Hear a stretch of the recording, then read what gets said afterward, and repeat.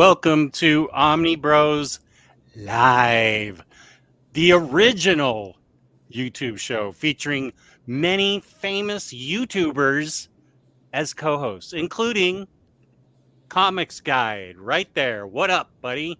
Hello. Hello, and I am the adorable OmniDog 616. Welcome to the show. Yes, you are. You are OmniDog 616. I don't even remember putting that. I can't remember what that was for. But before we get started, okay, wait.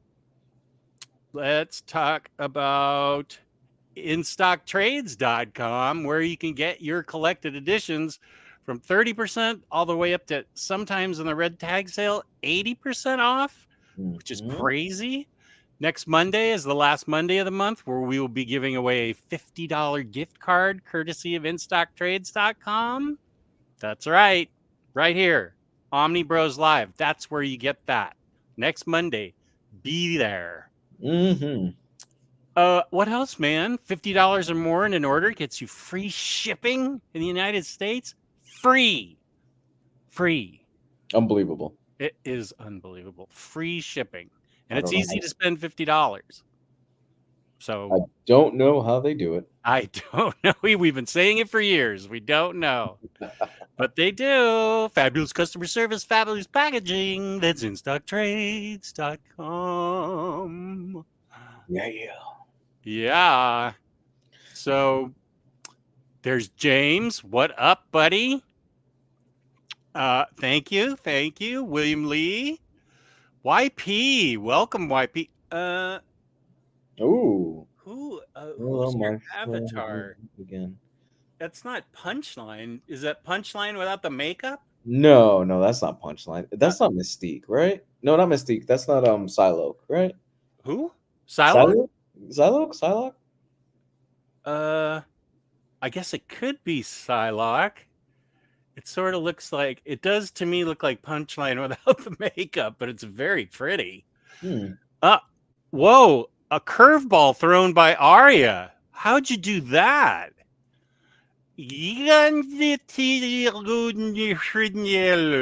Wow. That's sorcery. Right? Marvel Bab, a regular on the show. Welcome. Good to see you. Oh, yeah, I am triumphant. Thank you. William Lee, planning to win the gift card? Good for you, buddy. Woohoo. Good job, man.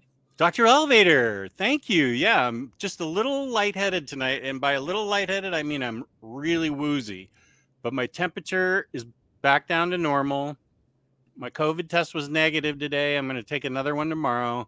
There you go. And upper level management has been in Florida the whole time with a girlfriend, which has been great because I've been sick. And if she was here, we'd have to avoid each other. And this way, it's just worked out perfectly. She's had fun while I'm sick. Yeah. It's kind of worked out. That's great. I mean, it's amazing timing. I got sick right before she left. I think we need to address the elephant in the room. How did you get sick? You never leave the house. My wife is out and about all the time. She spends the whole day Tuesdays volunteering at the old folks' home. Okay. She's never gotten it. Right. Whoa. Never. Wow. Not even anything.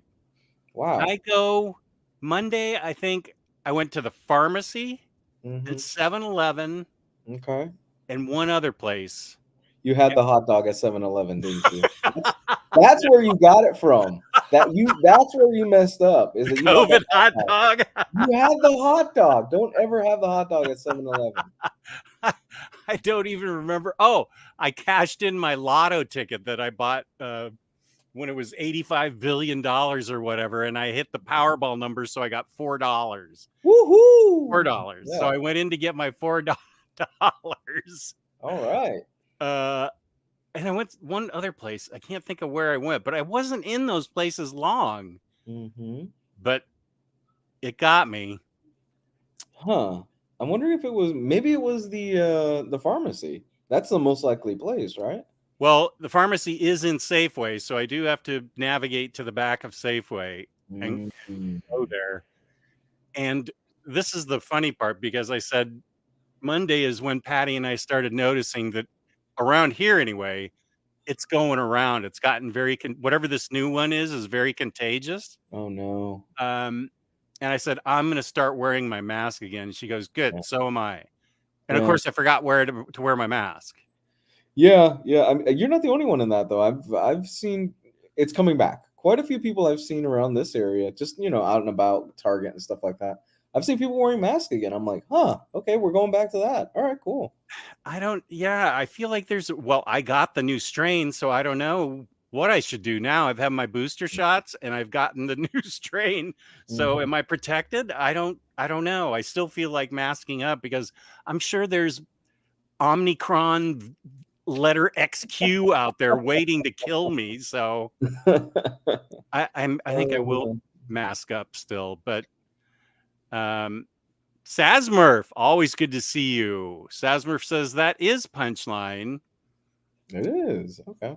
ISD took my money with that $90 Thor Omni. That was Thor Volume 2 by Jason Aaron. That is a solid purchase. I need to read all of that, which I haven't done. It is Punchline. Yeah, that's it. Do you know the artist? That's a really nice drawing of her. I would almost guess maybe Jerome Pena, but the face doesn't look like a Jerome Pena face. Do you think Jerome Pena would draw Punchline? That guy?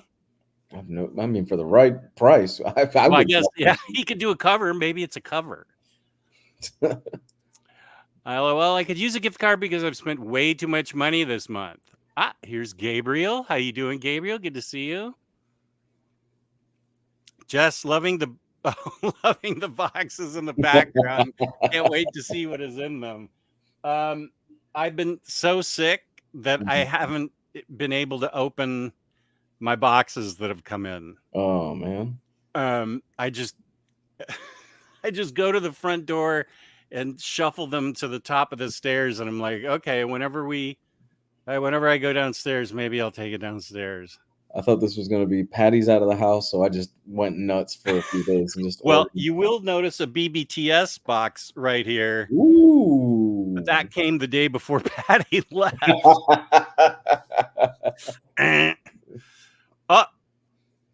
Who wants to join me in staging an intervention from Rich Gerads? Okay, let's see.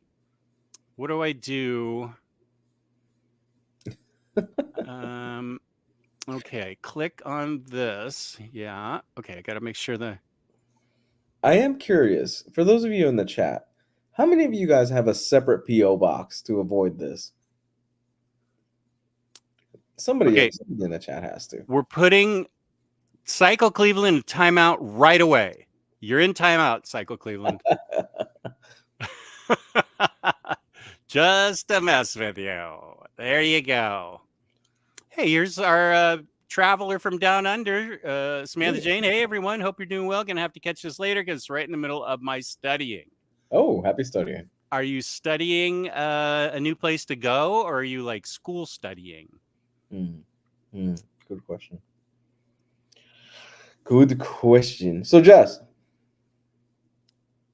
When is OmniBros Con? We need that. Oh, Batman 134 by Art Germ. Nice. I dig it. Wait, let's have her up again. That's pretty sharp looking. It is pretty sharp looking. So, yes, Lou. I had a random thought at lunch today. Okay, hold on. Okay. There we go. Okay. This is a new segment. Random lunch thoughts. So, as I was enjoying my Chick-fil-A salad, because I'm trying to cut back on the cheese and the carbs and stuff. I had a thought. Is it worse for a person to leave a shopping cart without putting it back, or be a cheap tipper at a restaurant? Oh, I think it's worse to be a cheap tipper. Really? Yeah. My wife disagrees with you. She thinks it's worse for you to not take the cart back? She thinks it's worse to not take the cart back. I always take the cart back, but I also, during college, I was a waiter every summer, and I learned the value of being a good tipper if service warranted it. It used to be 15%, but now I not randomly, I just always do 20%. And if the service is awesome, I'll just throw cash at them because I know how hard it is to make a living as a waiter or a waitress. So yeah, what are your thoughts? So I'm of the, because I've worked in a lot of restaurants. So I am of the same opinion as you, where I think it's far worse to be a cheap tipper. Simply because a lot of these guys, especially here in the States, that's kind of how they make their bones. Is they make their bones from getting the tip. But at the same time, I think there is a special place in hell for somebody that leaves a shopping cart in the middle of a parking spot and you can't even see it. Until you almost pull wait. in. You didn't say it was in the middle. I thought it was just like on the median No, or something. no. Spot? No. We're talking about just leaving it wherever. They pack up their bags, they load up their car, and they just shove the shopping cart wherever. Oh, I thought it was like just in a random spot. But if somebody leaves it in a parking spot, F them, man. I would hunt them down and egg their house. Totally. Because I can't tell you the number of times I've gotten really excited. I found a good parking spot. After searching for 10 minutes, I pull my car in and I almost hit the shopping cart. Wow. There have been times where I'm just like, F it, and just gently tap the shopping cart away with the car. Wait, you've just pushed the shopping cart with your car? Yes, because I'm an American and I'm lazy. So I will use the shopping cart. I will use the car, not full force. I'm ramming the car into the next aisle, the shopping cart into the next aisle, but gently tip it to the side. Now, do I have a general responsibility as the person that has moved the cart with my car to move the cart into its proper place? Or is that not proper etiquette? Oh, well, I would imagine your anger level is at code red for you to push it with your car. I've actually never heard of that. So I would think you'd hold a grudge against that cart and whoever touched it last. So I would say you leave it because it's cursed. Okay, so leave the cart. You would leave it. And the Frogurt also comes with a curse. That's bad. That's bad. Well, yeah, that I didn't know it was in a parking spot. I don't know that I've seen that. I always get upset. Well, not upset when I see a spot and it's some dinky little car that's about like a Matchbox size car that's actually in that spot. One of those smart cars that's as big as my laptop. I'm like, what are you doing there? You shouldn't even be on the road. Yep. And is it me or everybody that drives a Tesla a jerk on the road?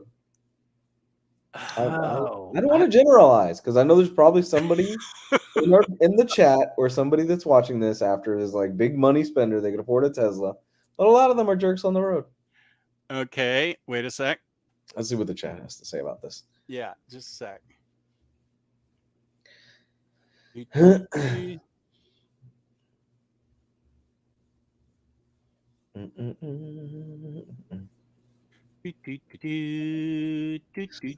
Okay, there we go. We should offend some people with that. Okay, now let's see. Lars says cheap tipper. Rising Phoenix says cheap tipper. Sazmurf, I'm going to get to you next, Imagine. Thank you for your thoughts. Just a sec. Worse to not take cart back. Besides, expecting tip percentages are getting ridiculous, so cheap tipper doesn't mean the same thing. Oh, I see a spilled beer on you soon, Sazmurf. Some worker would love to get out of the store for a bit to get that cart. Cheap tippers are taking money from someone. Gotta watch Cart Narcs. What the hell's that? Is that a show? That's probably something on YouTube. Oh, do they follow people around and videotape? I mean, record videotape. Sorry, record them leaving their cart. Yeah, Yeah. Oh, I'm going to watch that right after the show. Barnacle, where is that? Do you? Okay, here's another one. We're kind of in the same vein here. Whoops, Tesla drivers. Do you always tip? I always tip, regardless. Depending on the service I get, depends on what you get, though. But I will tip regardless. Yeah, if it's not good service, I'll leave like a 10% tip to send a message. Okay. Like, you got to come on now. What's going on? No. But my wife is arguing with me. Okay. No. It's dependent on the service you get. Now, regardless, I'll leave a tip. A cheap tipper is somebody you've got an A+ service. The guy always comes around, gives you water. The food comes quick. You know, he gets your order. He's on top of it. And then you leave a cheap tip. That's terrible. When I was waitering, it wasn't an urban legend, but it was a saying. This, of course, is 40 years ago. It was a saying that the cheapest tippers were doctors. And I knew a lot of doctors in the area where I grew up. And even though I knew them, they were cheap tippers. Really? A doctor? Yeah. That's horrible. Horrible. AS, cheap tipping, boo. Oh, YouTube for cart narcs. I can't wait to watch that.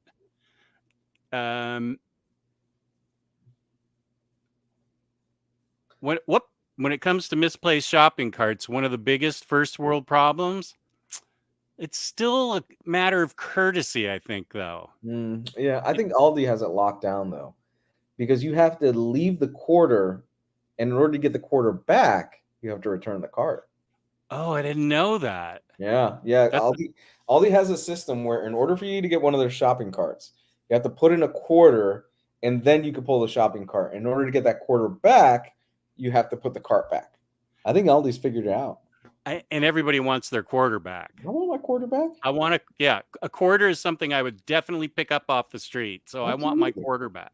Absolutely. And this is Tesla talk. That's the autopilot being a jerk, LOL. Cheap tipping. Okay, now this is a really good question because this has become prevalent now. Charles Wilson asks a really good question because we're doing more and more of that. What about to-go tipping? And let's throw in like DoorDash and Instacart tipping. Okay. To go tipping, you're going in and just picking up your food, but the tip has to be distributed amongst the workers. True. That got it for you, so you can't stiff them because they always. I saw something, I think, on Twitter where it was something about how they now hate iPads because they're having to tip for things they never had to tip before because they always swivel the iPad around and you're signing your name with the number of tips up there. 20%, 15%. Okay. I think there might be an exception to this. And hear me out. Okay. If I'm going to say a Chili's or a fine establishment such as Ruby Tuesdays, good burgers. Very good burgers. I will tip if I'm ordering out because, they still have to make the food. They still have to pack it and everything like that. Now, if it's me going to the local Starbucks to get a cup of coffee, I'm more hesitant. Because it's a cup of coffee. It's a cup of coffee. It's not a full-blown meal. I think that is more in that gray area. Okay. Even though I don't go to Starbucks, I'm just using it more as an example. Yeah. Okay. Yeah, you go to where you can get the Cuban coffee where you whack it back and jet fuel. Liquid cocaine. Lou, do you tip if it is a pickup order? Okay. We just covered that. You really have to suck as a server for me not to tip. Okay. Now, if it's an Uber Eats or if it's a DoorDash, always tip. 100% always tip because they're doing a service and they're bringing food to you. Absolutely. They get pennies for that stuff, man. Yeah. And they're contractors, so they don't have health insurance or anything. No benefits. No. My wife is a really good tipper. So good. Yeah, she is very adamant about 20 to 25% most of the time. Same. Good. Patty always gets mad at me because I'm so generous with tips. I think that might be like a 35-year-old grudge that she, and I'm like, you were a waitress in college too, don't you get it? And she's like, yeah, but you don't have to give them 50%. And I said, she was great. She was practically in my lap the whole time. She was a great waitress. She was cheerful and brought us our food right on time. And yeah, okay, I may have a problem if it's a cute girl, you know. All right. Yeah. I do have to admit, I am disliking this new trend where they include the tip on the bill. That's been happening a lot lately, and they don't tell you. So they include the tip on the bill, and then they put the tip, where you could write in a tip as well. I'm like, but I'm already paying the tip. Oh, I haven't seen that. I know they do that for parties or 8 or more or some places. But really? That's very popular down here. Is you really, and it gets a lot of tourists because they don't realize, oh, okay, they don't really look at the bill. They just see the final number and then they throw another tip. But a lot of times what happens down here in Miami is in a lot of these restaurants, the tip will be included in your bill, but you have to read it to make sure it's included. And what percentage are they forcing on you? Usually it's the 20. Yeah. Usually it's 15 to 20. I think 20 is the default. Lars says you always leave a tip regardless. Wipey says, what services, if any, do you think should not ask for tips? The guy that jumps out in front of my car at the stoplight and washes my window. I didn't ask for that. You did that on your own, buddy. Yeah, there was no contract. I'm also a generous tipper at the car wash. I mean, that's where people start out. That's the bottom where you start out. I shove money there. Yeah. We should not ask for tips. I tip my mail lady. Do you really? She's humping these boxes here. Yeah. There was that time last year when the tiniest little woman was our mail person. Yeah. And she humped like couple of 40-pound boxes to my door. Amazing. And I flipped her a couple of 20s and just said, thank you. And she was like, oh, thank you. Amazing. Maybe, hey, sweetie, maybe that's what you should do so your packages don't get lost anymore. Yeah. Here's the thing. My wife is very adamant about this. We have an older postman who delivers our stuff. He has never messed up one of my orders. Always delivered everything. Oh, that's an Amazon. No, that was Amazon. That was an Amazon delivery. It was not this guy. He has never messed up any one of my orders. Every time my wife tries to order something, without fail, something goes missing. If it goes through USPS, something goes missing. So I don't know what the deal is, but he has always delivered my stuff. Wow. Maybe you should tip him. Here's a 20. Can you please give me my packages? I think, what is it? The last 3 orders have gone missing.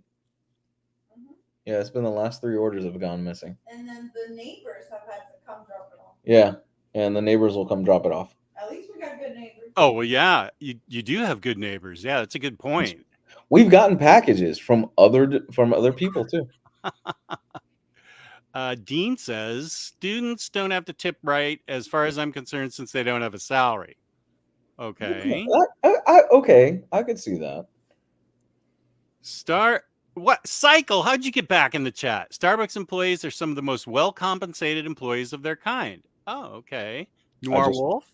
I just found out today Chick-fil-A employees make $15 to $16 an hour.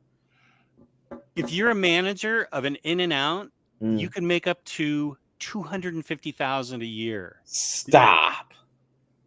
In-N-Out, even the workers, just the regular service line workers, have cash shoved at them.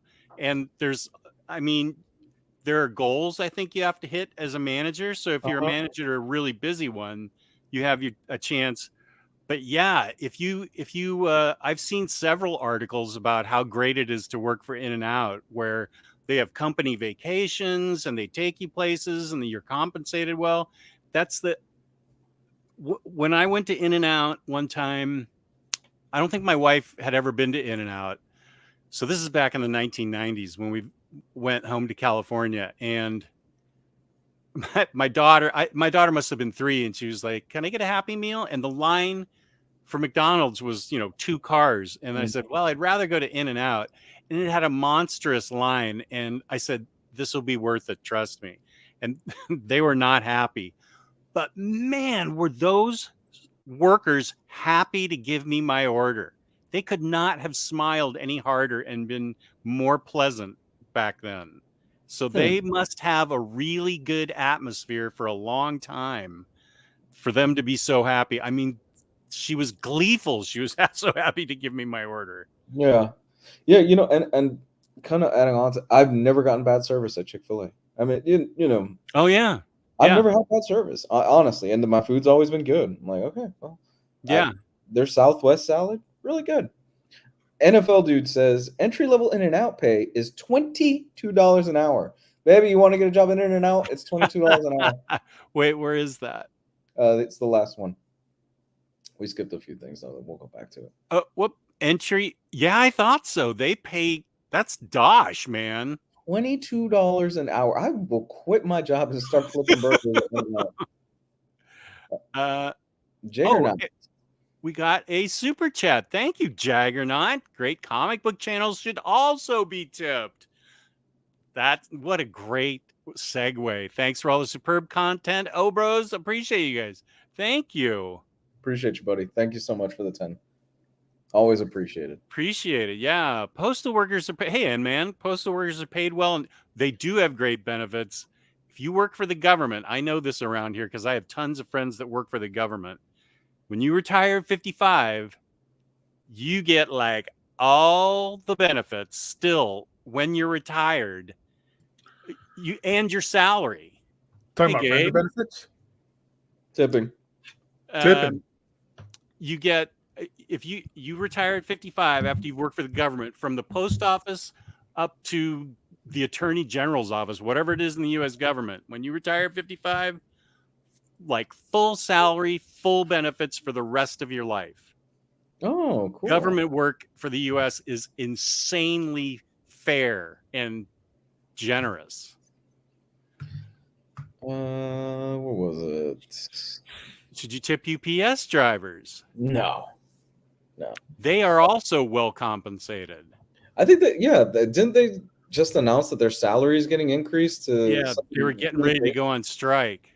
Yeah. My emergency backup sponsor, in case my regular sponsor's out of town, worked for UPS. Mm-hmm.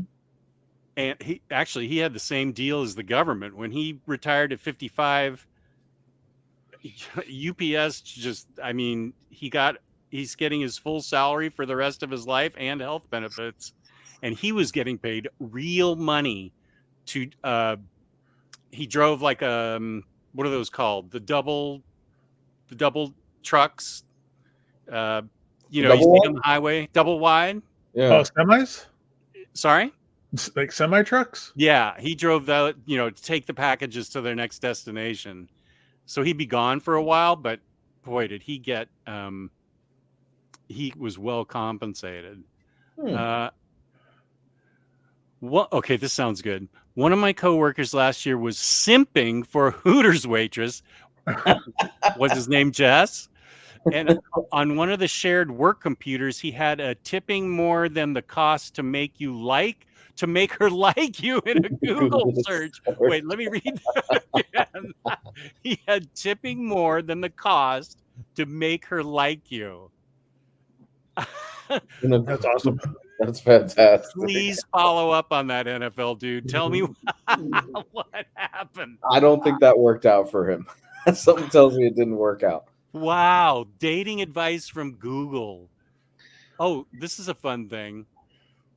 Anyone get a drive-through line and have the pay it forward thing happen? Very cool, but can be a disaster if the car behind you is a big order. You know, where you No. pay for your food and you're like, what's the person behind me? Yeah, I'll pay for their food too. And you hope somebody else does a nice thing for you. I have never. I've heard of it. I wouldn't pay it forward. I'd be like, cool, thanks. Yeah, I've never had that happen, man. I mean, No, I'd be appreciative, but I don't think I pay it forward either. Yeah, Europeans. I had to give Max from the Netherlands. I had to give him tip advice before he came to Chicago for his vacation. He was like, "I have to do what? And I have to tip where? The cab driver? What?" Right. That's not a thing they do over there, right? They don't tip like that at all. It's No. not. It's not part of their culture. It's almost like almost offensive if you try to. Really? Yeah. Oh shoot. Okay, I didn't know that. Okay. Now I can't. I'll get to everybody, but I can't ignore the 12-part comment the Next Imaginaut left because of my COVID. Okay, so he starts off with one of nothing, so he's leaving it open. Oh my God. Yeah, and this is he and I kind of vibe the same on getting vaccines and being really wary. Except I caught it. I don't know that Next Imaginaut caught it, but let's see if I can get all of them. OmniDog and Lou, this year's spate of subvariants have been increasingly immune evasive and vaccine resistant, i.e., Frankenstein recombinations of past and newer generational variants, harder for the newer vaccine. What? Damn it. Newer vaccines to protect against. Well, that's what happened to me. But the inconvenient truth is that COVID was never successfully ameliorated into low-risk endemicity when the U.S. had the opportunity to truly drive it into single-digit 100,000 transmission risks. It was spring, summer 2023. What happened was that on 3/3/2022, the CDC publicly, artificially changed the goalposts from community transmissions to community levels, i.e., from a rate of reported transmission to availability of hospital beds. A lagging indicator we're CNN right now. A lagging indicator reflecting a severe undercount as a false pretext to. Next Imaginaut. Hold on, Jess. Okay. I'm going to be honest with you, buddy. And I say this with all due love. I have ADD. I tuned out after 2. Okay, I'm only doing it because he put all this effort into it, and it's a lot of typing. And I say this with all due love, buddy. Honest to God. I don't hate you. I got nothing but love for you. I have ADD. I tuned out at 2, man. Okay, well, I'm doing this just for me and Next Imaginaut then. Okay. And also, I want to see what words he uses. Okay. Begin prematurely lifting federal and state COVID safety mandates and guidelines as both a favor to various corporate lobbying groups and to cut the public a false short-term reprieve from its COVID resilience exhaustion out of fear that failing to do so would sink Biden's approval numbers and tank the Dems' chances of keeping at least the Senate going into the midterms by dint of misdirected public resentment and corporate donor sabotaging of Dems through the 2024 election. In other words, it was a political decision and not a scientifically defensible decision, and the country has been trapped in a gaslighting narrative in gaslighting narratives that guess COVID sort of went away like an ill wind and long COVID isn't a real danger ever since. As it stands, we're flying blind by the seat of our pants. All of our guardrails have been dropped, even down to hospitals' obligation to report COVID cases and our wastewater testing. Oh my God, is there really going to be another one? Having been eliminated as of last week, even though East Coast COVID wastewater levels have returned to their first 2021 Delta peak height, and the onus of protection, holy cow, honorously shifted in the individual for the time being until things get so bad again that responsible states begin re-implementing safety guidelines, and the Fed likely also has to Step back in with the baseline federal mandates and aggressive mass updated booster rollouts. Whoa. What? You want me to start over? No, God, no. Yes. Let's highlight this again. Okay. Yay! Yay! Okay. Yeah, thank you for that. All right. Uh, Appreciate you, bud. next Imaginaut, I'm with you all the way. Let's go back to NFL dude and his buddy trying to hit on a Hooters girl. Yeah. Yeah, he put a description of the guy in the chat. Oh, he did? Yeah. This is this UPS friend Bobo. That's a stern. Oh, okay. Oops, sorry. Go ahead. Got 28, 5'4", and 115 pounds. Go get him, Slugger. Yeah, man. Good luck, buddy. Go get him, Slugger. Definitely punching above his weight. Oh, yeah. Sounds like the kind of guy that couldn't get a girl in his pants if he had a $100 bill out of his zipper. Wow. I want to know more. Like, what else did he search, and how to go with the Hooters girl? And did you get a picture of the Hooters girl that you can share with us? Oh, I didn't mean to say that. I'm sorry. I take that back. Yeah, no, I'm sorry, Lars. Yeah, we'll get back to the comic stuff, but next Imaginaut put a lot of thought into that, and yeah, we'll back off. I get what you mean. You're right. We're just but I did reading just it, come Lars. off of COVID, and it sucked. We're just reading it, Lars. It's not. We don't give Yeah. on any of that stuff. You could settle down, pal. Yeah, I'm a little woozy, so I don't actually know what I'm doing. I forget even what the topic is. New York Comic Con follow up. Oh, yeah, and I also put in the topic thing that I binged watched like a millennial over the past 3 days, and so I wanted to tell you about that. What'd you watch? I started out on Sunday, and I watched all 8 episodes of The Fall of the House of Usher, Mike Flanagan's new Netflix show. You enjoyed it?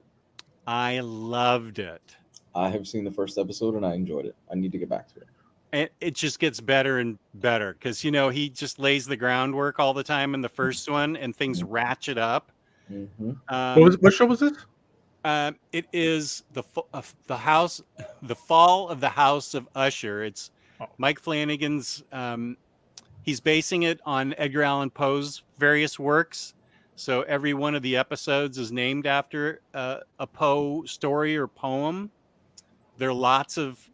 You don't have to know anything about Edgar Allan Poe to enjoy the show, but from my freshman year Edgar Allan Poe high school class, I knew a lot about it.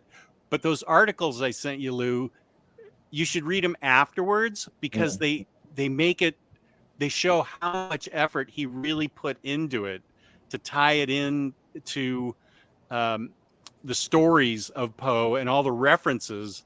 There was I picked up on something that Nerdist, this is who I sent you the article. There's several articles on Nerdist, but once you get to the episode, I can tell you what it was, but they didn't mention that the dialogue in there was completely reminiscent of what happened in the dialogue named the Poe story that the show. I'm not saying this right. The dialogue was mirroring the Poe story. Yeah, because each episode is named after an Edgar Allan Poe story. Right. So I think I get what you're saying is that they lift some of the dialogue, they change it around a little bit to fit that particular episode. Right. In that particular scene, but and the fall of the House of Usher is a famous Edgar Allan Poe story, and Usher, the Ushers are heads of a huge pharmaceutical company that have made a non-addictive painkiller called Lindone, and it goes from there. I've heard that before. Right there, it's oh, thank you. No, super chat. Thanks, AS. You got it, AS. Thank you. We're talking about Netflix now. So he definitely has commentary, social commentary laced throughout it, but it doesn't get in the way of it being a very entertaining, thoughtful story with horror elements in it. Okay. Yeah, I don't know what other people think because I never read reviews or anything. Yeah. But I binged the heck out of that, and I was excited to see every episode. So I binged that like crazy on Sunday.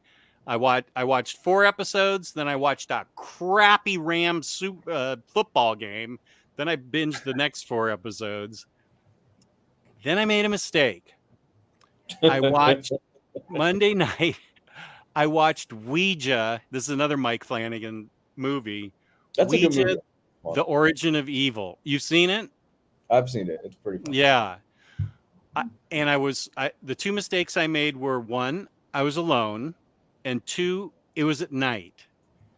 And Ouija boards and demons scared the hell out of me.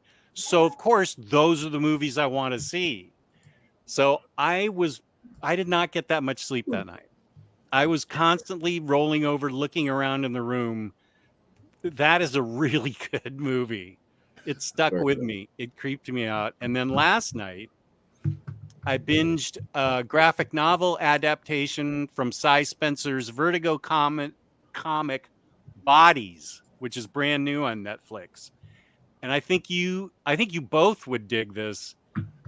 Detectives from 4 different time periods discover the same body, the exact same body. Interesting. No, I'm tired of multiverse stuff. No more. It's not multiverse. It's this verse. 1890, 1941, 2023, and then 2052. And I read Bodies 6 years ago, so of course I forgot all about it. I thought it was really well done, and I think you guys would dig it. All right. Yeah, it's great sci-fi detective thriller stuff with really good acting. Sounds good. So New York Comic Con, we kind of missed out on a lot because I think it's been 2 weeks. Yeah. I wanted to touch on New York Comic Con today. A sad day for you, Jess. Marvel Comics confirms the end of X-Men's Krakoan era in 2024. So you have an out, Jess. You have an out for the 30 X-Men titles that you're collecting right now. There's light at the end of the tunnel. I have the Comic-Con thing open here. Do you want me to try and find that and share it, or do you want to just read it? I can just read it real quick. Okay. I mean, there's a lot here. There's a good amount of stuff. Marvel Comics confirms the end of X-Men's Krakoan era in 2024. It's the beginning of the end for this massive X-Men saga. This is coming from IGN. Marvel Comics' Next Big Thing panel truly lived up to its name at New York City, New York Comic Con. Among other big announcements, we received official confirmation that the current Krakoan era of the X-Men franchise is officially ending in 2024. The saga that began all the way back in 2019. Jesus, has it been 2000? It's been 5 years already. Oh my God. Wow. 2019's House of X, Powers of X is coming to a close. Fittingly, the end comes in a new pair of interconnected miniseries called Fall of the House of X and Rise of the Power of X. Fall of the House of X is written by X-Men's Gary Duggan and drawn by Immortal X-Men's Lucas Wernick. The 5-issue series occurs in the aftermath of the Fall of X storyline, which saw the nation of Krakoa brought to its knees again. Following the several years of prosperity, the stakes will only have grown more dire by that point, with Cyclops on trial for... Okay, I probably shouldn't read this part. Wow, did it really spoil everything in the article? Wow, this art by the artist, this is Immortal X-Men. Yeah. It's really good. Rise of the Powers of X is written by Immortal X-Men's Kieran Gillen and drawn by Powers of X R.B. Silva. The 5-issue series takes place 10 years into the Marvel Universe future as the X-Men rally to stop... Okay. So I'm not going to quote that because I don't remember anything. From summoning their machine god and destroying Earth in their ascension. As teased way back at the beginning of this overarching story, the true enemy is inhumanity and mutant kinds, and this war is machine intelligence.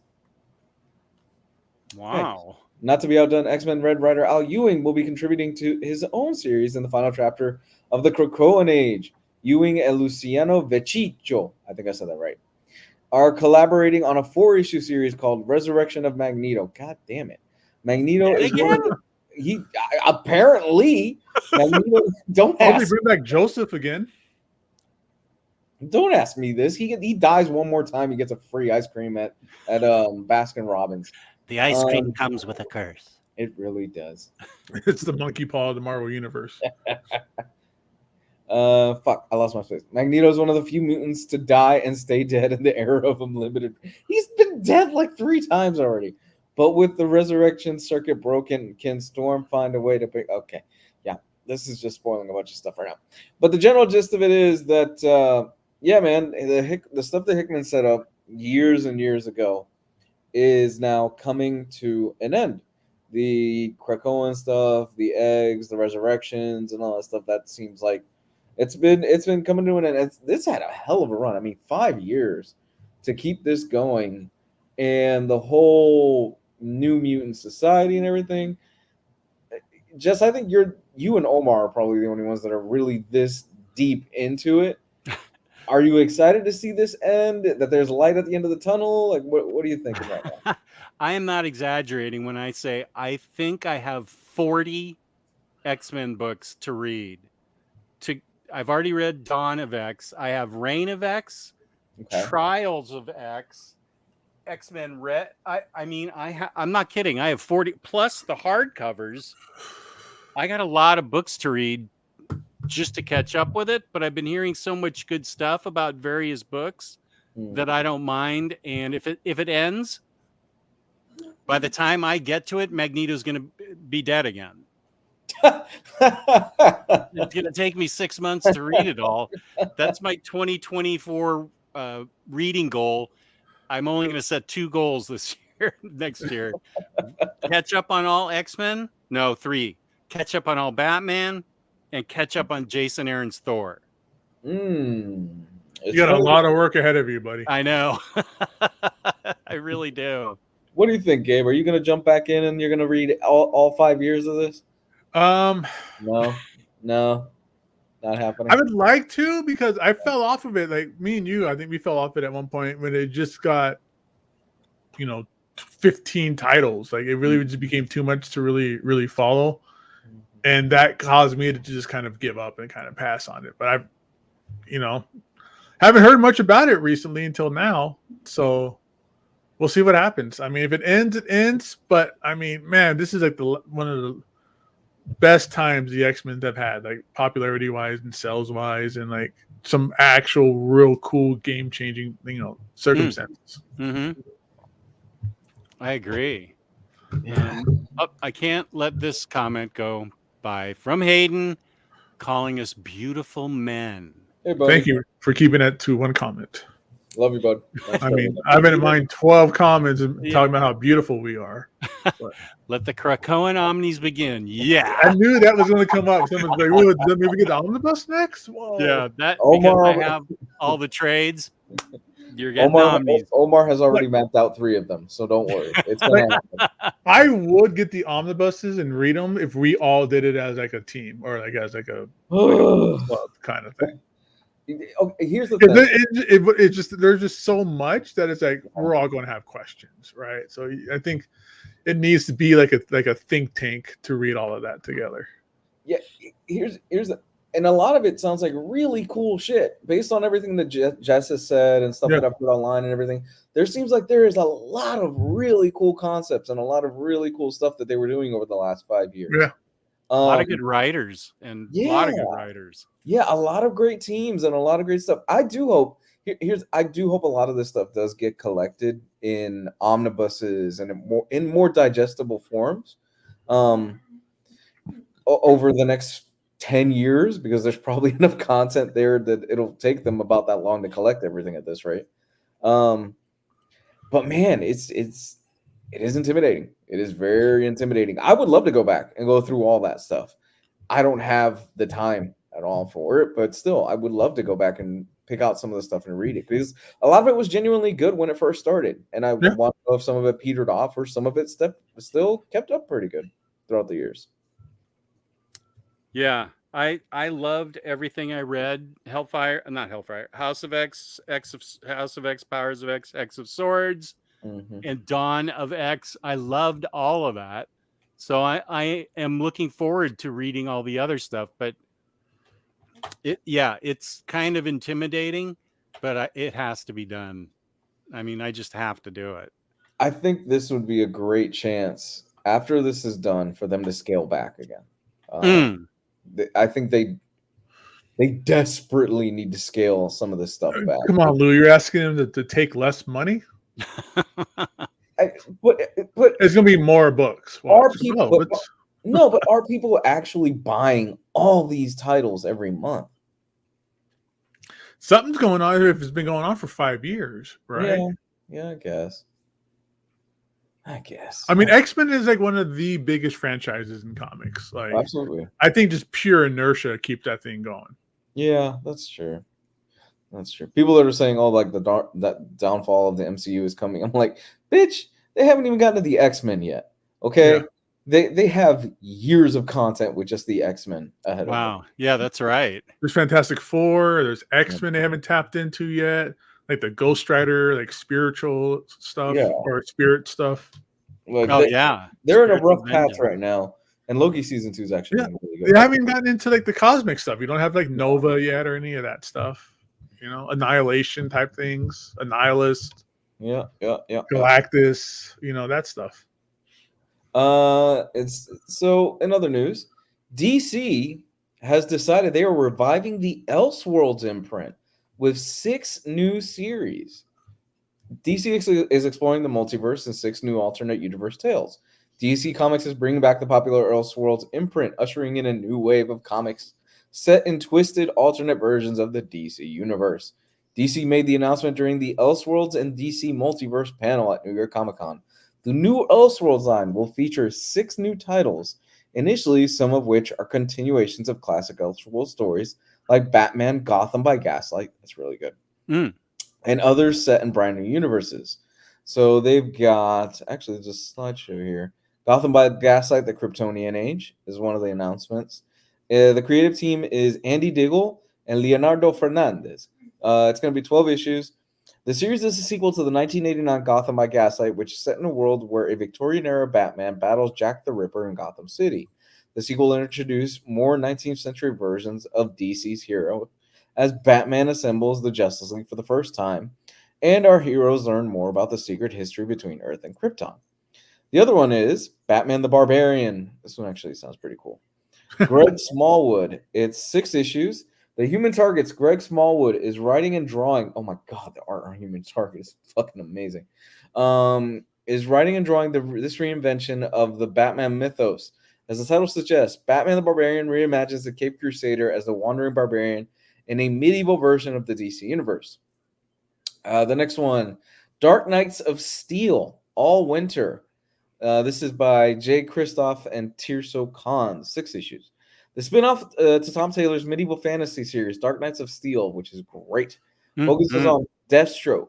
Inspired by Norse myths, All Winter sees Deathstroke wandering a frozen wasteland and reluctantly becoming a protector of the innocent rather than a remorseless mercenary. This sounds like the best one to me. This sounds badass. I want this now.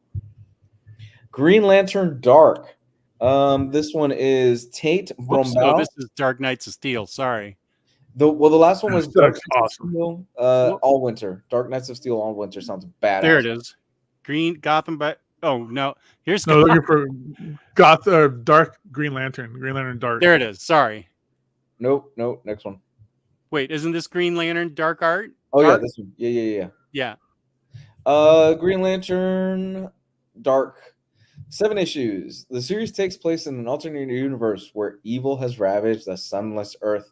A new Green Lantern has emerged as the only remaining hero, but she goes missing just as humanity needs her most. Okay. Next one, Batman Nightfire. Jesus, another Batman book. Oh wait, here's Clay- another Green Lantern thing. Clayman. That's kind of cool. Oh, here's Clayman- Batman Night Fair. Okay. Clayman and Seth Man, 6 issues. Batman / Catwoman artist Clay Mann returns to the franchise for a story set in a world where Batman harbors a secret so important that he would rather allow Gotham to burn down than let the truth be known. He's a bad tipper. The series also deals with Batman traveling to the past to rewrite his present. That sounds pretty cool. DC versus Vampires World War V. This seems like a jest book. Yeah, let's get to that. There it is. Oh, yeah, this seems like a jest book. This is Matthew Rosenberg and Otto Schmidt. 12 issues. The sequel to the original DC vs. Vampires takes place at a time when humanity is beginning to restore sunlight to a vampire-ravaged world. Unfortunately for these survivors, an undead Barbara Gordon emerges as the latest and greatest threat to humanity's survival.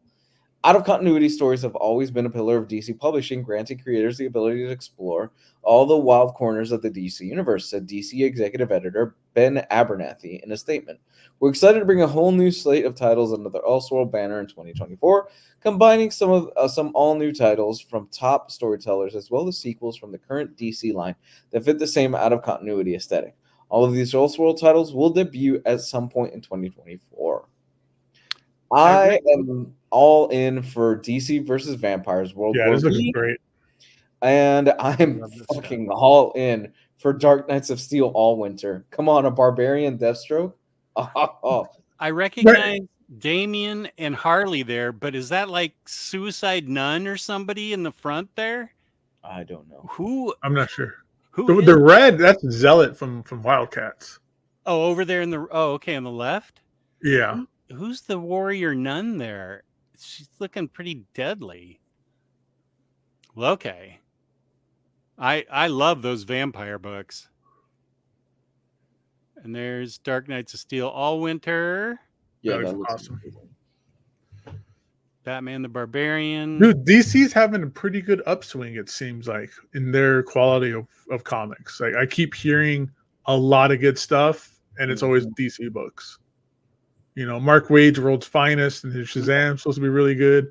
It's very good. Nightwing, I'm hearing, is really good. Oh, like, it is. I'm hearing just everything. Like the new Wonder Woman with Tom King. So it's like, oh, it's all this stuff. And this is what I was talking about. I was like, man, I kind of want to get into like regular current issues again because there's just so much good stuff coming out now. There is DC is really big. Yeah. And this, all these Elseworlds sound amazing. The Nun is one of the Wonder Twins. Like, how cool was that? Of all things, you're gonna make the chick Wonder Twin like a psycho vampire killer? She in the in the vampire DC versus Vampires All Out War. I don't want to spoil anything, but I'm going to spoil it. She loses her brother and she inherits his powers, and she's a major character in All Out War. It's a bunch of C and D listers, but it's still I really enjoyed All Out War, but yeah, she's, if this is a continuation of that, she's super badass in All Out War. You know what it takes to make the Wonder Twins badass? Killing one of them. And then this too, like Hickman's doing all that Ultimate stuff. Like the new Ultimate Spider-Man's coming out. Ultimate. Wait, Ultimate Hickman's doing Ultimate Spider-Man? You didn't know this? Marco Giacchetto. He's doing it with the Daredevil artist, Marco Ciccietto. I thought it was somebody else. Hickman's No. doing Spider-Man? He's doing Ultimate Spider-Man. Yes. Fricking frick. Yeah, he's kicking it off, man. Is he doing Ultimates as well? Think he's doing Ultimates. I'm not for sure, but that team on the Ultimates just sounds awesome. Like, I'm all in on this Ultimate stuff. I'm gonna have to, like I said, I think it's gonna be pull box time pretty soon, or regular issues pretty soon, because I want to keep up on that stuff. Yeah. Here we go. Okay, so this is from Marvel.com. At today's Marvel's Next Big Thing panel at New York Comic Con, fans witnessed the birth of an all-new Ultimate Universe. Marvel Comics editor-in-chief Steve B. Cebulski and writer Jonathan Hickman laid out Hickman's ultimate vision for a revolutionary new era of Marvel Comics, including announcements for Ultimate Spider-Man, Ultimate Black Panther, and Ultimate X-Men. Oh my God. I think I thought he was writing Ultimate X-Men. No, he's not doing that. Here's the thing. Yeah, I think he's done with the X-Men. Yeah, I think he's not going to do that for a while. Here's the thing I love about this. It's All of it? being kept, well, all of it, yes, but it's being kept small. It's only Yeah. 4 titles that have been announced, Yes. and it seems like that's what they're sticking with right now. Perfect. You don't need to make it any bigger than this. Keep it this way. Ultimate Universe #1, written by Jonathan Hickman and Stefano Cassielli. Nice. So I guess he is doing the Ultimates, but it's called Ultimate Universe. I think Brian Hitch is doing the art on it too. It says here, hold on. Art by Stefano Cassielli. The cover is Brian Hitch. Okay. That is on sale November 1st. Ultimate Spider-Man #1, which is the one that I'm the most interested in, is Hickman and Marco Cecchero. And it says revolutionary writer Jonathan Hickman and acclaimed artist Marco Cecchero bring you a bold new take on Spider-Man with the debut title of the new Ultimate Comics line. After the events of Ultimate Invasion, the world needs a hero who will rise up to take on the responsibility. Prepare to be entangled in a web of mystery and excitement as the all-new Ultimate Spider-Man comic redefines the wall crawler for the 21st century. Here's the thing. I'm really interested who's behind the mask. Right. Because you've read what's been coming out that's been building up to this. Things have been very different. So I'm curious what's going to happen here. Wait, Ultimate Invasion? Is that something that's happening? Is that a separate book, Ultimate Invasion, and that kicks everything off? Right. Okay. Yes. Okay. Well, what was it? It was Ultimate. I've read it, and I've been getting confused because of all the Ultimate stuff. Ultimate Invasion, I believe, is the series that's been coming out. Yes. And that's been the lead up to this new Ultimate Universe. It's been setting everything up, and one of the big reveals was there's something that happens to Peter at the very start that changes things dramatically, and it makes me wonder who's behind the mask on this in this particular story. No, he didn't die, but there's something that happens. He became a mutant. Oh God. Ultimate Black Panther #1, written by Brian Hill and art and cover by Stefano Cassielli. On sale February 7th. So they're going to go a few months before it looks like we get another title. Or they're doing a debut a month. Skipping December because we get Ultimate Universe #1 in November. Then we get Ultimate Spider-Man January 10th. And then we get Ultimate Black Panther February 7th. In the wake of Ultimate Invasion, Khonshu and Ra, the force known together as Moon Knight, are seeking to expand their brutal control over the continent of Africa. In response to the lone bulwark against them, the isolated nation of Wakanda will send forth its champion, its king, the Black Panther. From the creative minds of Brian Hill, Blade, Killmonger, and Stefano Cassielli, X-Men Red and Avengers, comes a bold new take on the world of Black Panther and Wakanda. I was invigorated by this opportunity because, in addition to my immense respect for Jonathan Hickman's detailed storyline, the idea of shepherding the bold new take on Black Panther in the events gives me a platform to do the kind of broad epic storytelling I've always wanted to do, Hill said. My influences range from the history of Black Panther comics to Ryan Coogler's incredible work with the recent films, to Frank Herbert's world-building capacity of Dune. He added, this is something people won't expect in the best ways, and full credit to Marvel and editors Will Moss and Michelle Marchese for bringing the creative possibility to me. And the next one is Ultimate X-Men #1. This is March 6th. Written by Peach Momoko. Art and cover by Peach Momoko. Visionary creator Peach Momoko reinvents mutant kind for the Ultimate Age. In Japan, when a young student named Hisako Ichiki, Jesus, where's Gio when I need him? Develops armor powers. She discovers she's a mutant, and she's not the only one. Meet a new generation of mutants filled with the original and familiar X-Men characters.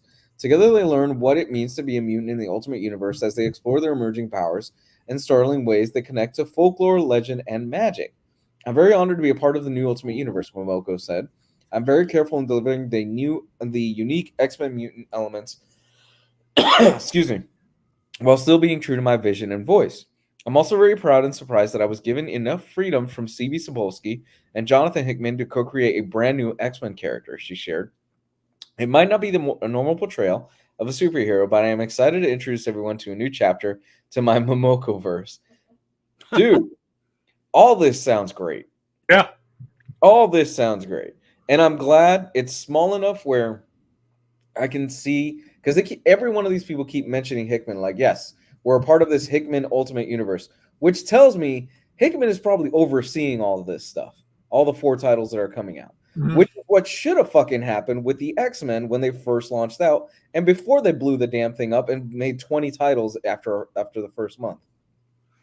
What did we ever find out what happened that made Hickman leave the line, or did it just go as far as he had mapped out and then said, "I'm going to go do something else"? I don't Was know. there a I always wondered if there was like a falling out, or they decided to pitch his vision and go someplace else, or if he just had a set timeline that he was going to do. Hey, he's doing ultimate stuff. I follow Hickman wherever he goes for the most part. Yeah, same. You know? Here's the thing. This didn't just spring up out of nowhere. So I'm assuming maybe Hickman got far enough into his X-Men stuff, and they approached him and said, "We're thinking about rebooting the Ultimate Universe.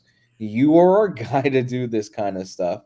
What do you think?" And you know, and not only that, I keep bringing his name up every time we bring this up, but I have to wonder, what was Donny Cates going to do? Donny Cates was originally going to be the one to kick this thing off. Was he? I never heard of it before. He is mentioned in the first issue of Ultimate Invasion as a thank you to Donny Cates. And the rumor is that Donny Cates was the one that was going to kick this thing off and was going to do the event that would lead up to the Ultimate Invasion stuff. Wow. He was building a lot of stuff with the Maker. He was doing a lot of stuff with all the titles that he's been writing, that he was writing at the time. But unfortunately, he had the accident that happened. And maybe they just said, okay, maybe we got to still move on. Yeah. Yeah. Yeah. I'm interested. All this stuff, man. It all sounds great. All the DC, this Donna DC stuff, all sounds great. This Ultimate stuff sounds great. Yeah. Yeah. This honestly makes me want to go to my local shop and open up a pull list. I shop around here just because I fall behind so easily in the monthly grind because I've got so much going on that I'm like, oh fuck, I didn't read my stuff this week. Yeah. That I really, really want to open up a physical pull list for some of these titles because the entire Ultimate line sounds fantastic, dude. I mean, they were really smart with the creators for one, and they were smart with the titles. Ultimate X-Men sounds great. I love the premise. Ultimate Black Panther, Khonshu, and Ra fighting over Africa, and you have Black Panther. Oh, that sounds great. Ultimate Spider-Man by Hickman, yes. Yeah. Ultimates by Hickman. Fuck yes! Come on, we saw what he did with Avengers. Yeah, is this him going to be unchained and he can do whatever he wants? Maybe that'd be boss. I know it's an outside universe. He can't hurt anything. I know Lou must be extremely excited for Marvel's flagship title to be in the hands of Hickman. Oh, thank you, Jesus! I'm so excited. Oh, and Dan Slott, he's doing what? Superior Spider-Man? I think you said that was good. It's great. It's great so far. It's only one issue in, but it is. Oh, it's a good time to be reading current comics. That's what I'm saying. It's comfort food. Comics are doing pretty well, guys. We have a good selection of titles coming up, and I will look forward to reading them in 2026 when I'm done with my X-Men read through. And the thing is with Hickman, you're going to have to pick up all the Ultimate titles to see how it all ties in. Oh, yeah. At the very least, you're going to grab Spider-Man, and you got to grab the Ultimates because they'll probably tie in some way. Because that's it. Those are the titles that Hickman is running. What an interesting book for Hickman to write, Spider-Man. I would not picture him as a Spider-Man writer. It's a little too grounded for Hickman's normal comic book style. Yeah. Right. Which is why I'm excited to see what he does with it, because when I think of Hickman, I think really grand in scale, really cosmic, really out there. Like crazy grandiose stuff. And Spider-Man is such a character like Daredevil where he's very street level. I I'm trying to think if Hickman's written a character like Spider-Man before. I mean, he's written Spider-Man in like Secret Wars and stuff like that, but I don't think he's ever written like, you know, the title or anything like that before. Yeah, I wouldn't pick him for a writer for this, but I mean, I'm excited. I'm still excited, and Ultimates is going to be badass. Yeah. So, I think I had something else real quick. What else? What else? There was a lot of stuff actually. Give me 1 second. Somebody stall for me real quick. Let's see. Well, I just got a text from, this is a good time to announce we're having a special Friday episode this coming Friday, day after tomorrow. Topic to be decided. But yes, it's a bonus makeup show. So this Friday, I don't care if you have tickets to the opera or putt-putt golf, ditch them because we're going to be on the air giving you what you want. Comics without political overtones. Here we go. Here's the next one. Until somebody says something in the chat about it.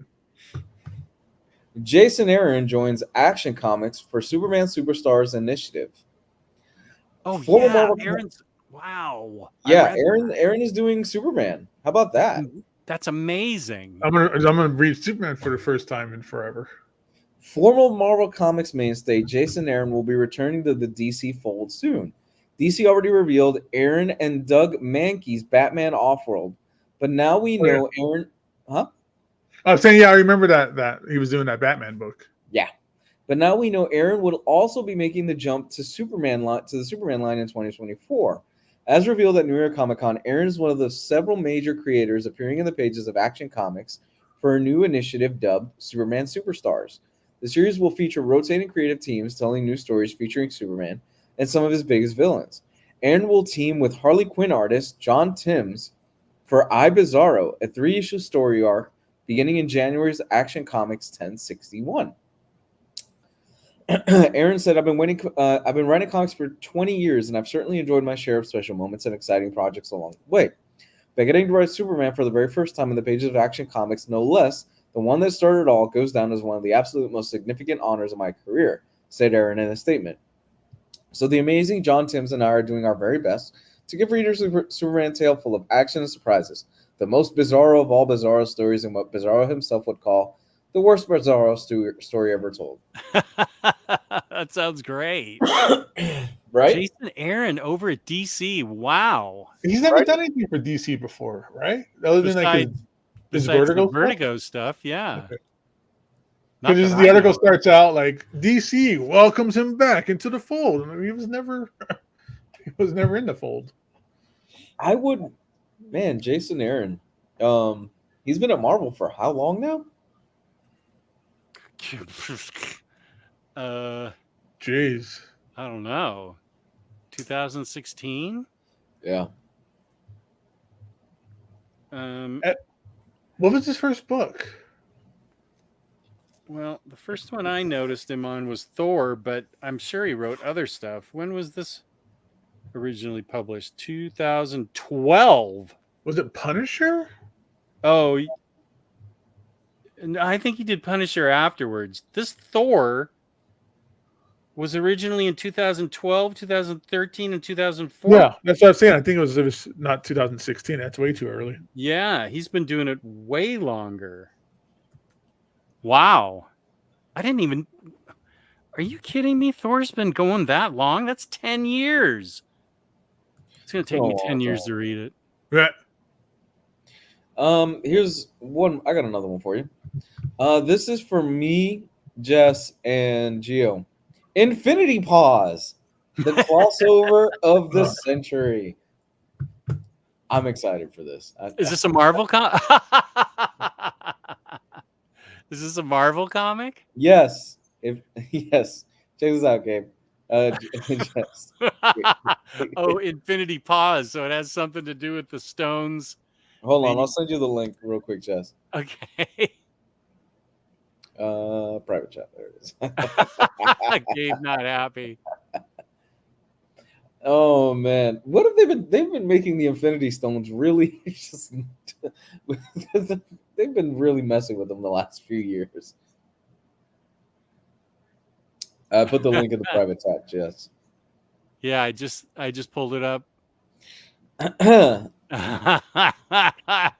could see why Gabe's pissed. This is great. Ah!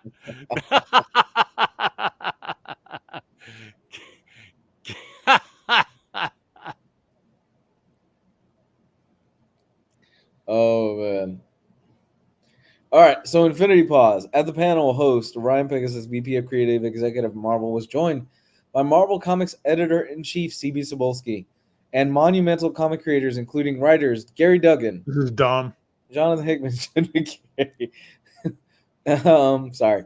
To give a behind-the-scenes look at Marvel's, but while peeling back the curtain on the Penagos announced the upcoming event series, which is written by seasoned Infinity Comics creator Jason Liu and superstar artist and colorist Nao Fuji, who she was previously on the book Marvel Meow. Marvel Meow. I don't know that book. The series features fan favorite animals from across the Marvel universe. Jeff the Land Shark. I love Jeff the Land. He's so great. He is so good. Carol Danvers' feline companion Chewie, Alligator Loki, and Lucky the Pizza Dog all star on their very own Infinity comic called Infinity Pause, the crossover of the century, spring 2024. Marvel Meow fans will be in for a treat or treats, says creator Jason Liu. This is so dumb. Series because we have almost all of your Marvel pets in a giant crossover, from the furry ones to the scary ones, and I couldn't be more pleased to be joined by the delightfully talented Nao Fuji illustrating the series. Stay tuned for more possum news around it. Possum. I want this. And the fact that the Infinity Gauntlet is a cat paw, oh my god. Come on. That's what I'm getting a pull box for. Because I can't wait. I hate everything about this. I know, and that's what's so great. Oh, I love Jeff the Land. Come on, Jeff the Land. Jeff the Land Shark's awesome. Yeah, he's fantastic. I'm picking up 2 copies. I can't wait to see the collected edition of Kyle Stark's. I forget what it's called, Pets Unleashed or whatever, or maybe it's just called Unleashed, where it's like Bats the Ghost and other animals. But Bats the Ghost Dog is my all-time favorite Marvel character right now. He's so funny.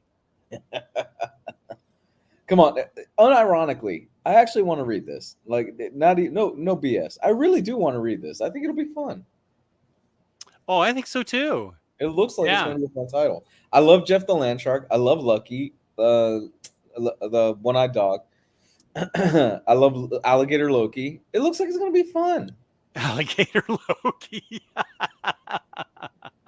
And then Chewie. And Chewie. Yeah, dude. Captain Marvel's cat. Here's the thing. There is a lot of good shit that seems like it's coming out next year, and I'm super excited for it. This New York Comic Con really reinvigorated me for a lot of the comics that are coming out next year. I'm like, man, there is a lot of good stuff. That's great to see that you're excited. That's really great. Yeah, I think there genuinely is a lot of good stuff that's coming out in the next few months and in the next year. I'm excited for it. Nice. I am too. I think it's going to be fun. I think we're going to have a lot of good titles next year. I want Bats to get his own comic. You want what? I want Bats to get his own comic. Yeah, I want Comet. I want Comet, you know, or Streaky. You want a Comet? Where's my Streaky series? Yeah, Streaky, Beppo. Beppo, yeah. This is the dumbest thing ever.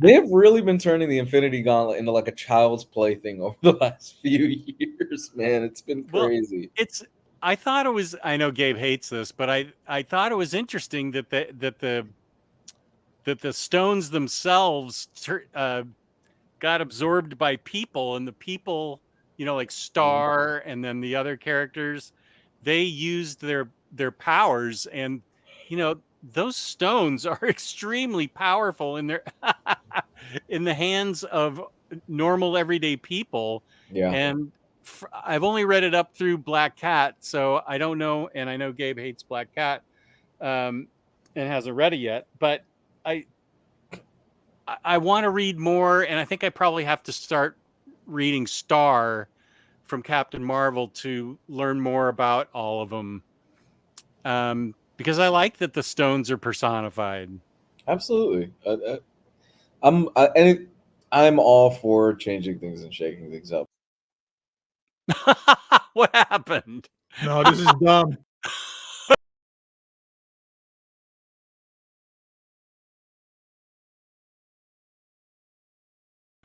We have to have somebody on.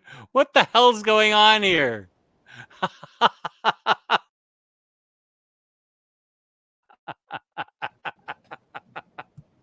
I'm gonna shut this down. I thought you had a date tonight with your wife. What are you doing?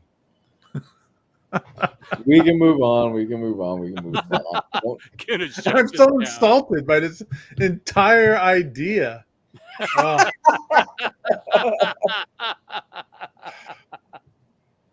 Oh my gosh, this is great. Wouldn't it be great if like Very Fine Condition is behind this and whispered in the ears of the Marvel editors up at NYCC, do something really crazy with the Infinity Stones and piss Gabe off. Make the Infinity Gauntlet a big butt plug. So okay.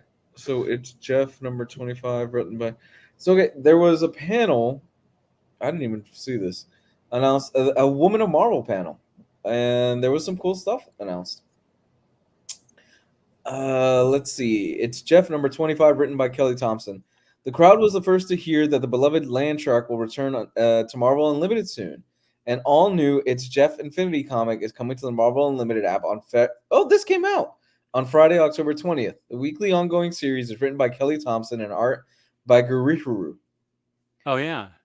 Oh, that's only on Marvel Unlimited? Yeah, I didn't know that. Jeez Louise, I didn't know that. I got to go read that. Yeah, it's a weekly series with Jeff the Landshark. Jess, he's got a little hat. Oh my god. Yes, he's got a hat and he's got a penguin shirt, button-up shirt. This looks like a shirt you would wear. It's adorable. What? He's got a little suitcase with Gwenpool. Jess, hold on. Oh, I'm all over that. Let me send you the link. But Kelly Thompson's also writing Birds of Prey for DC, so I'm wondering if they're allowing, cross-pollination or allowing them to go. Maybe Jason Aaron's not writing just exclusively for DC, because if Kelly Thompson's still writing this and Birds of Prey, who knows? Maybe they've loosened up the guidelines. Take a look at the link I sent you. You can see he's showing it. Oh my god, that's so great! It's so adorable. Wait, you said Gwenpool was involved? Look at Jeff's suit. He's got the little Gwenpool chain right there. Not suit, the suitcase. Oh, the suitcase. Oh, he's got the little keychain thing.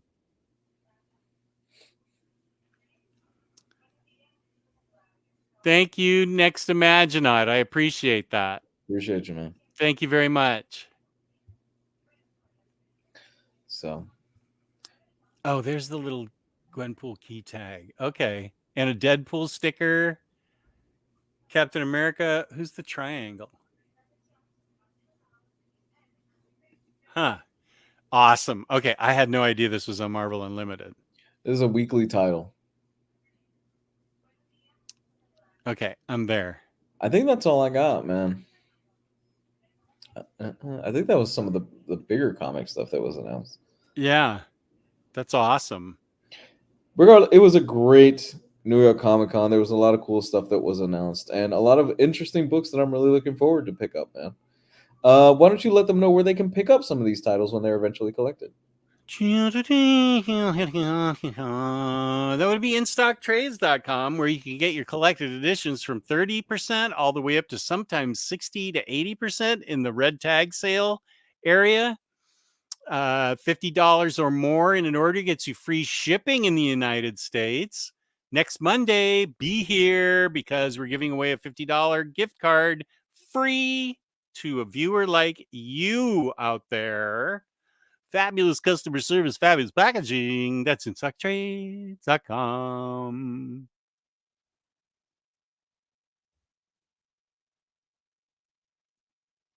So what was the Jeff thing the main thing that came out of that Women of Marvel panel? I believe so. There really wasn't. Let me go back. Let me see. What else was that?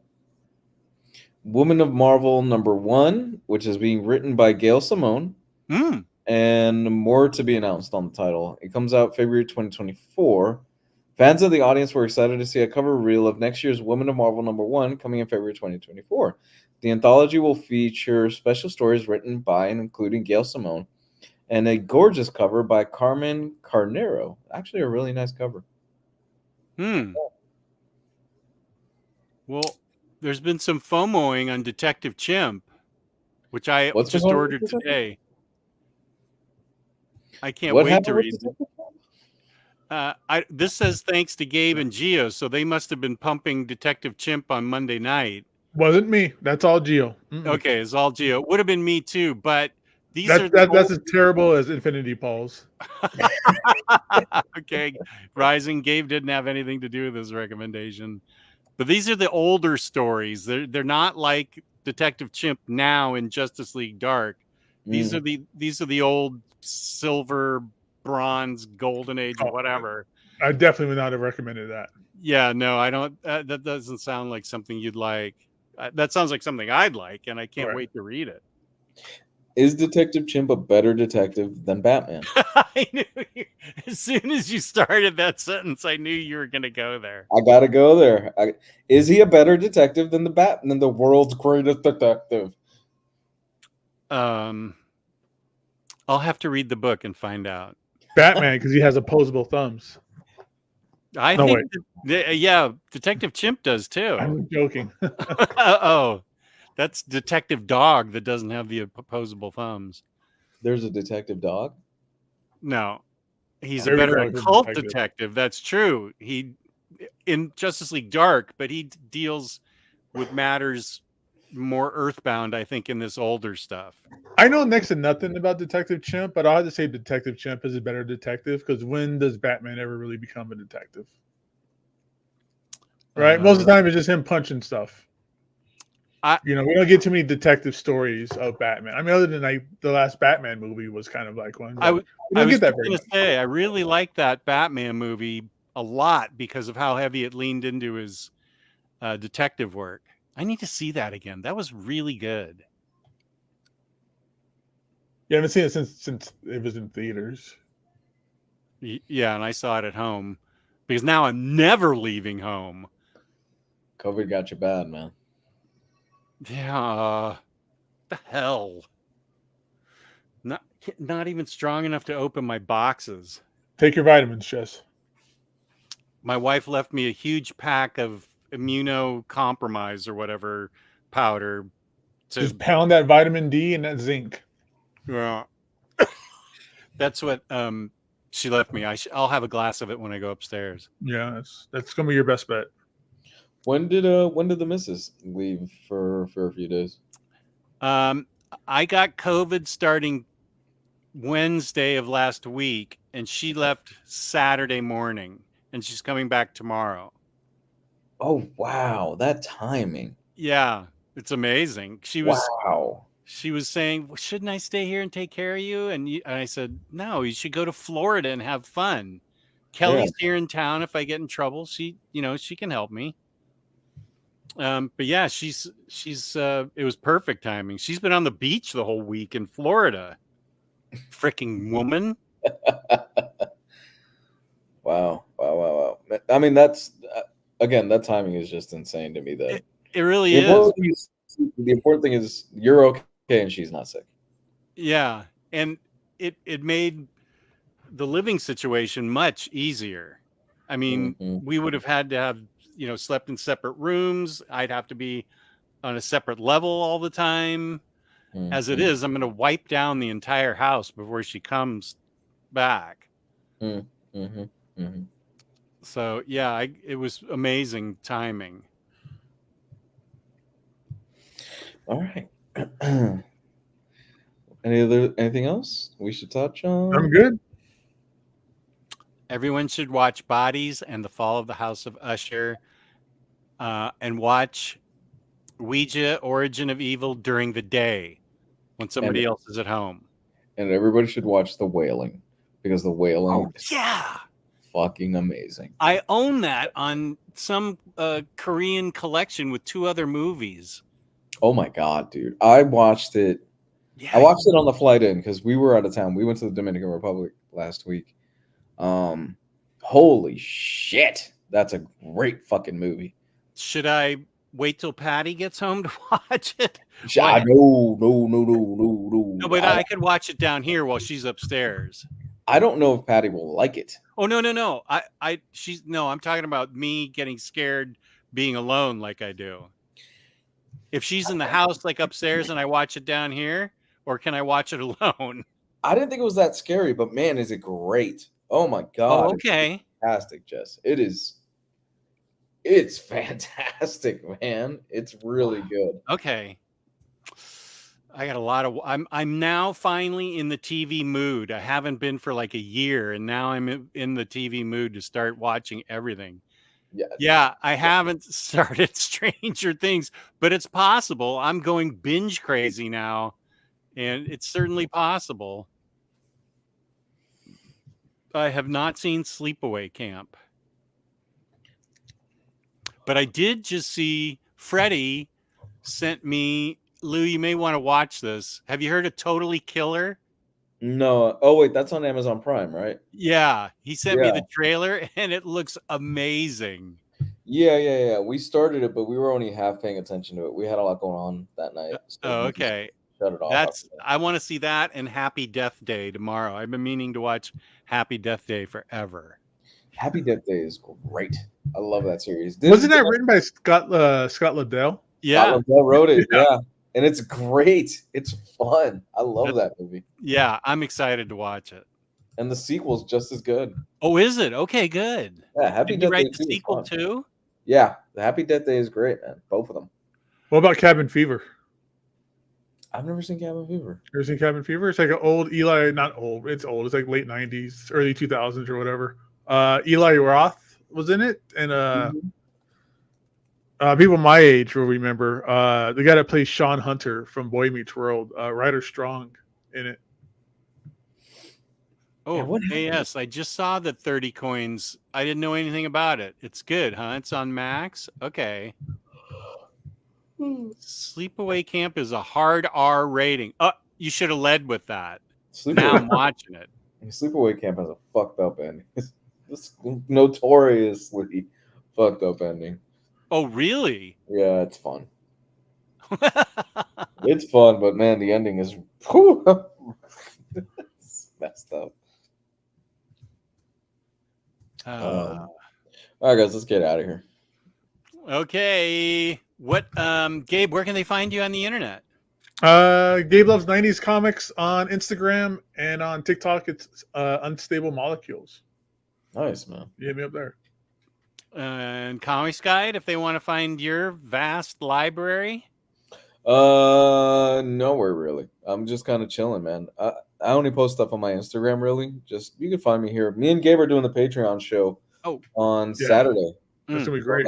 That's gonna be fun. We're hoping to see some of you guys there. Usually we're joined by Ian. He's a super chill dude. We love that guy. And we're gonna maybe drink a little bit, shoot the shit about what's going on right now. And we have a Friday show day after tomorrow, which will be extremely. Oh, thanks. I'll highlight in just a sec. Yeah, Friday shows day after tomorrow, and sometime soon I think we're gonna try and have a drunk show. Is that right, or is that just for Patreon? That's every day. That's every episode. That's the one where I take extra pain pills and you guys drink. Well, we'll figure it out after you get over what you got going on now. Well, yeah, that's true. And you can find me, OmniDog, and OmniDog's Vault on YouTube. OmniDogs_Vault on Instagram. And James, thank you. OmniDogs Vault Discord, where I'm in there actually a lot, chatting away. It's a lot of fun, actually. Cycle did me a solid. So, yeah, peace and love, peace and love. Go to IST, go to Patreon, see us Friday, yada, yada. All right. Good night, everybody. Bye. Just a sec. There it is.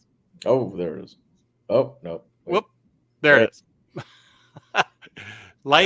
Please like, subscribe, and everything. Like us. Go ahead and like us. We need liking. Good night, everyone.